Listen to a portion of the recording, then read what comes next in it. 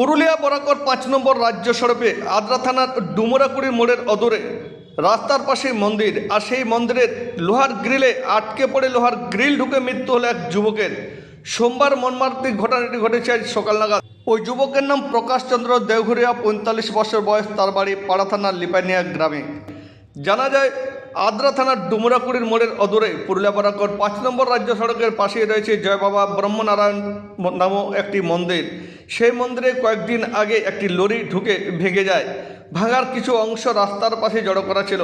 আজ সোমবার সকাল নাগাদ প্রকাশচন্দ্র দেওঘরিয়া মোটরসাইকেল নিয়ে যাওয়ার সময় নিয়ন্ত্রণ হারিয়ে ওই লোহার অংশে ধাক্কা মারলে ছিটকে পড়ে ঢুকে যায় মন্দিরের বেড়া দেওয়া গ্রিলে, আর সেই গ্রিল গেঁথে যায় শরীরের একাধিক জায়গায়। ঝুলন্ত অবস্থায় বেশ কিছুক্ষণ ধরে পড়েছিল দেহটি। পরে আদ্রা থানার পুলিশ খবর পাওয়ার পরে মৃতদেহটি উদ্ধার করে নিয়ে যায় আদ্রা থানায়। পরে ময়নাতদন্ত করার জন্য পাঠানো হয় পুরুলিয়ার দেবেন Mahato government medical college and হাসপাতাল হাতড়া মর্গে।